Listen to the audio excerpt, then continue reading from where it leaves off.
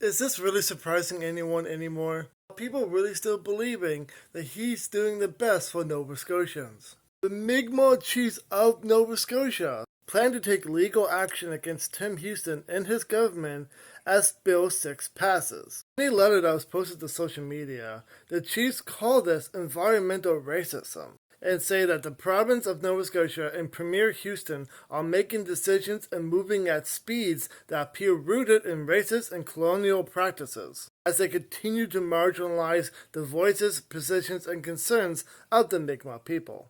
Now, these chiefs in the community is not opposed to development, but the various levels of government are legally required to consult them before anything occurs. As of right now, they have not seen anything to help them with their safety concerns of fracking.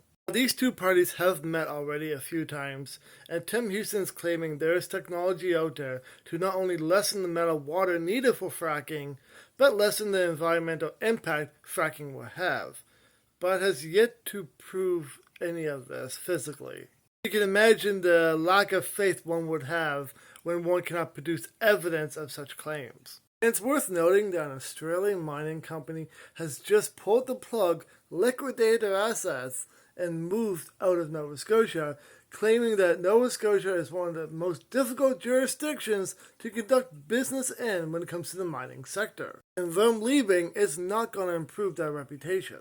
These guys already had projects lined up in 3 separate locations if the mining went ahead. Now, this company bought Atlantic Gold back in 2019 for $772 million, but had to take a major loss in investment due to the prolonged details in permitting to allow the company to recoup any of its investment. Part of this was the requirement placed on the mining company to ensure that the funds were available to reclaim the land after completing the mining project. And even these guys agree that more internal expertise need to be taken, especially with the Department of Environmental and Climate Change, to conduct fair assessments on mining projects. So he's losing both on fracking and on mining. Tell me again he knows what he's doing, but that's just my opinion on the matter and the story. As always, I'm very curious to know what are your thoughts about all this in the comments down below.